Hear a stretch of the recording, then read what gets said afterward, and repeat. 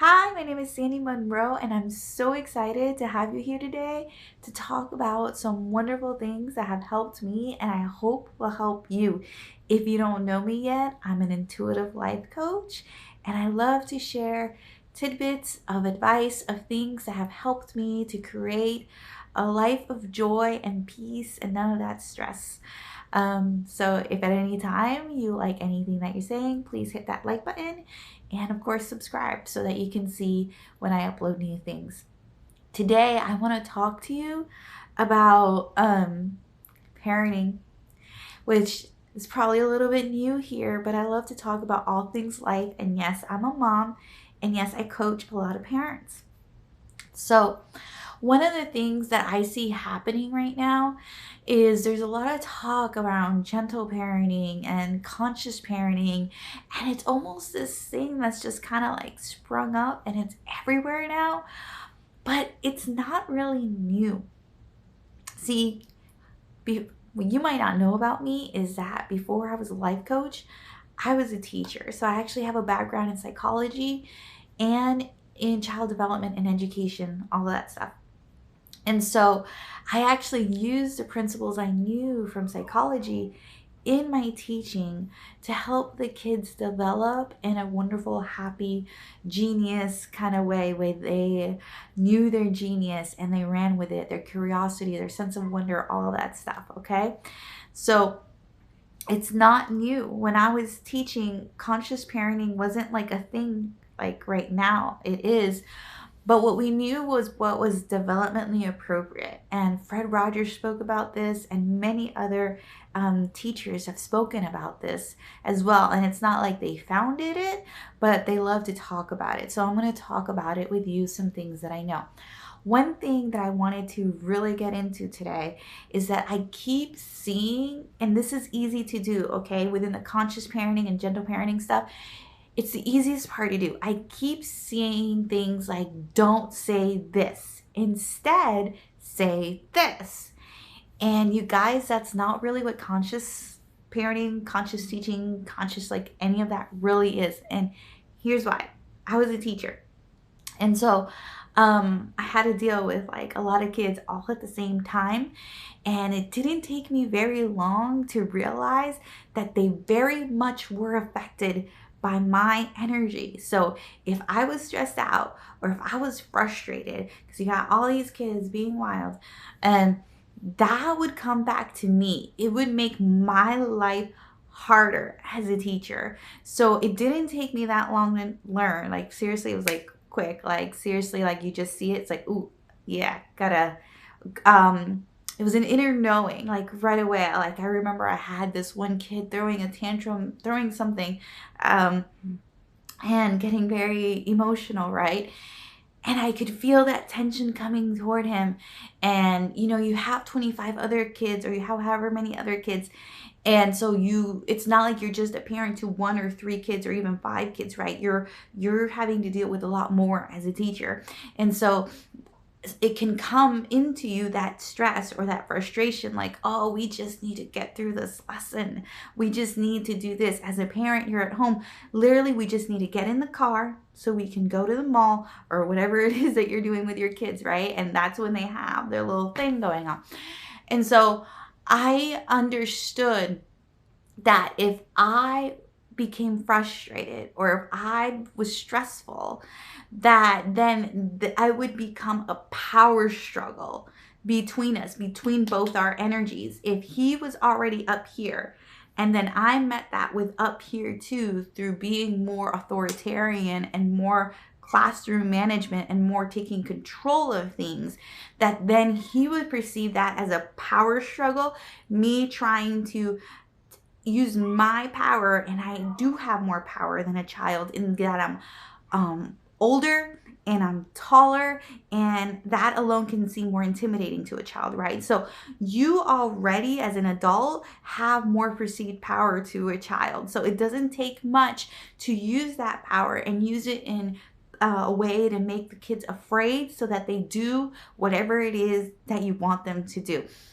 And what I knew is that that would then create a collision. That would then create tension that I did not want to happen, because then that would mean that this would escalate and that it would become a thing in the classroom. And that's like the opposite of what you want to happen.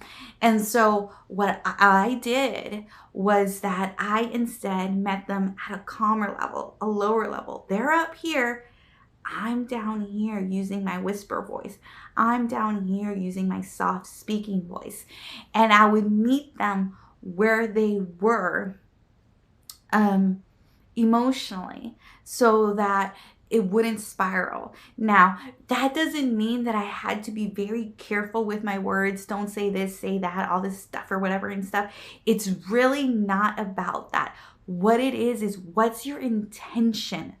Is your intention to control the situation, to make them afraid, to demand respect? Or is your intention to meet the child, to help them process the emotion? That is actually what's important, not what you're saying. They will understand your energy. They will understand the vibe you're talking to them with. It's not so much the words. The words are easy, and everybody can make all these reels and all of this stuff and like create all this content. Don't say this. This is blah, blah, blah, whatever, da, da, da, da, da. Like, no, seriously. What that does is just create behavioral change on your part. And I've seen it in both parents and in teachers, where they try not to yell or they try not to say certain things, right? You're not allowed to say, be careful. You're not allowed to this or that or whatever. Yeah. So what that creates is just a behavioral change, an external change. It hasn't created an internal change within you. And so your energy is still running, and I want to control. I want to have a managed situation here, and they will still perceive that. And that's why, even though you're listening to all of these things, it's not working, because it's not actually what you're doing. It's more the vibe. Now, what happens is when you're in this different vibe of meeting them with love and with peace and wanting to create solutions with them and wanting to help them grow, like that be your inner intention, is how can I help them grow through this? Then you automatically do maybe say things a little bit different than other people do. But there's so many things that as a teacher I didn't say differently, and as a mom I don't say differently. I'll give you an example.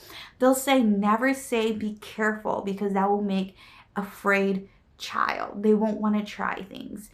That is out of context and it lacks nuance. I actually say be careful to my child, not like all day long or anything like that, but I do say it to them. Now, I always had conversations with my kids in my classroom, and I always have conversations with my son.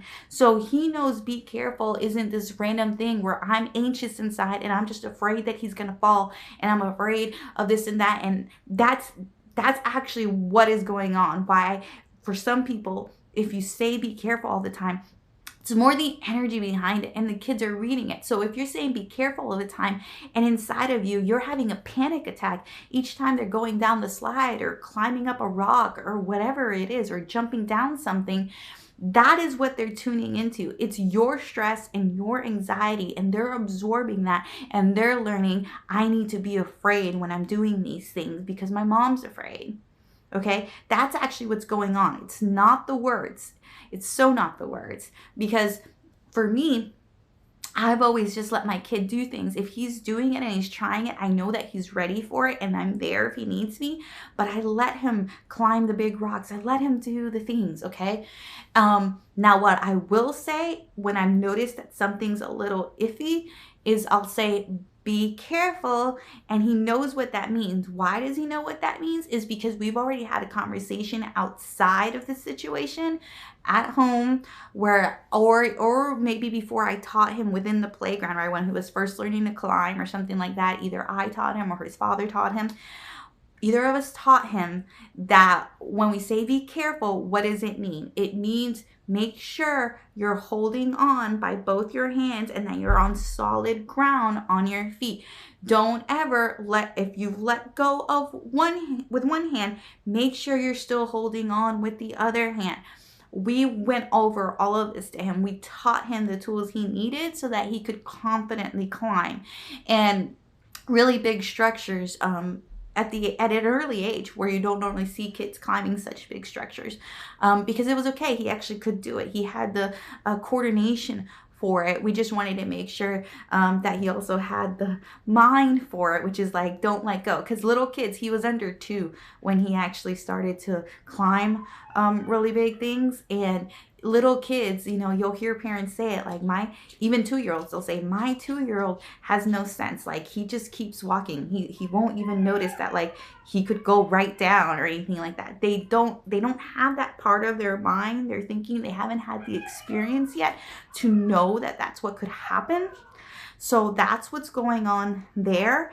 But what I need you to understand is that you can actually say the word be careful, and they could know, yes, and he'll say, yes, I'll be careful, and he'll make sure that he's grabbing, and I can see his body balance and everything change, which is what I was looking for, to make sure that he's solid. Okay, that's what we're looking for. So he's not afraid. He climbs big things that 5, 6-year-olds, 7-year-olds climb, and he's only 3, and he was climbing this really big thing for like 5 to 12-year-olds at 1.5. So it's I intentionally did that, and I intentionally watched the signs of, is he ready for this and stuff like that, and I would allow him to do it. And I knew if the signs were there, he's totally fine, he could do it. So don't listen so much to that nonsense, to the chaos of don't say this, blah, blah, blah. It's so like, all it does is create more stress in you, because all you're doing is trying to create change everything you say, change everything you do, and you're second guessing yourself all the time. And that's creating stress and anxiety in you of, am I doing this right? Am I saying this right? Because the only reason you're listening to all these people is because you never had that model. You didn't have that mom or that dad who spoke to you in this way, right? Most of us grew up in with parents that grew up from a different generation, where it was all about fear is might, and or might, whatever, I don't know. They brought down the hammer, right? That's what their parenting style was. That it was all about respect, and respect was gained through fear. Okay, and that's not to like judge our parents or anything like that. That's just what they knew.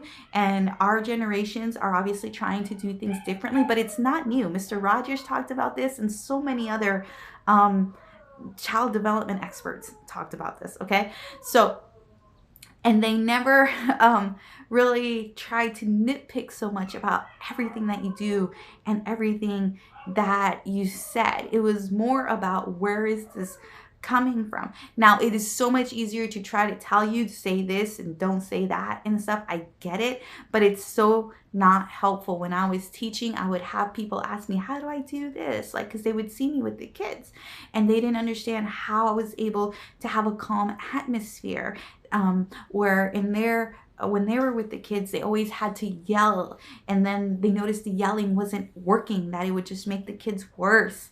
And I remember even seeing them trying to read a book, and they would try to always implement these things and stuff like that. And all they always kept trying to do was change their behavior. And that's so low level. That's like the lowest level you could be in anything you're trying to change in your life, create in your life, and in any way that you're trying to transform. And what it's going to do is it's actually going to create this tension in you, where you're basically fighting your inner demons, and you have no tools or ability to fight them, because as you keep trying to change your behavior, which is, it isn't even there yet, because that wasn't ever modeled to you, so you're actually running at a completely different pattern than what this is calling for. It's just going to create so much more stress, and you're gonna instead hate yourself, and you're gonna wonder, what's wrong with me?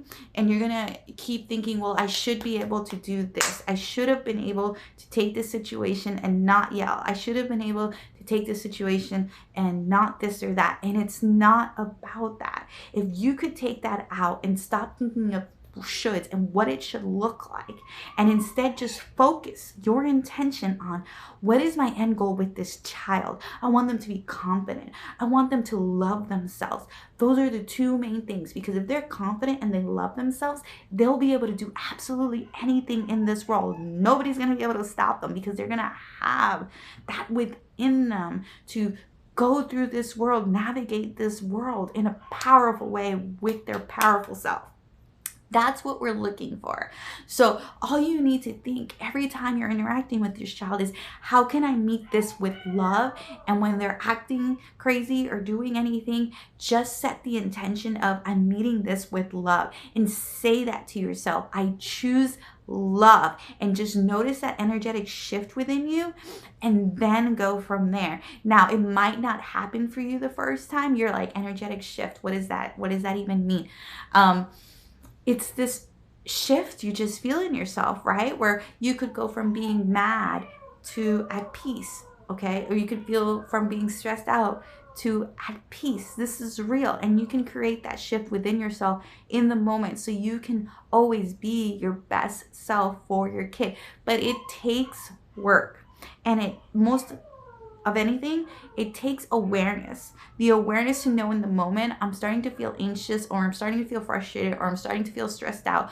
Whatever it is, I'm starting to feel it in here, and I don't want that to affect my child, because children are sensitive, and whatever you're feeling, they're feeling it too, and they're reacting to it whether you realize it or not. That's actually what creates a lot of these escalations. So what you need to learn to do, and what I would encourage you to do, is to just learn to tune in more into your body more frequently throughout the day. Start to notice when you're feeling stressed. Start to notice when you're feeling anxious, when your kid's trying new things, and then change it into love, and change it into peace, and say, I choose love. I choose peace. And then from that space, that love and that peace is what's going to come out through you vibrationally, energetically. That's the vibe you're going to send to your kids, and that's going to naturally have you talk a certain way to your kids. But you don't actually do it through the behavior. You do it through the frequency, the vibration, the energy first, and then everything follows. I hope that this made sense to you. I hope that this gave you a little bit of something that you could try for and work for. If you don't get it, like, I totally get it. This is actually a skill. Learning how to shift your energy is it's a skill, and it's actually something that I work with on my clients, and I teach them actual real tools outside of what I do here on YouTube or on Instagram or anything. We go through very real tools to be able to show up in the way that we want to show up. And I want you to always feel empowered to do that, and know that that's possible for you. So if you've been trying and it hasn't been working, please do contact me. I have links down below, and we can talk, and we can discuss and see if there's any way that I could help. Maybe I can, maybe I can't. I will let you know. I'm very honest about that. All I want is to see you thrive and to show up in the way that you want to show up. Thank you so much for being here with me today. See you next time. Much love.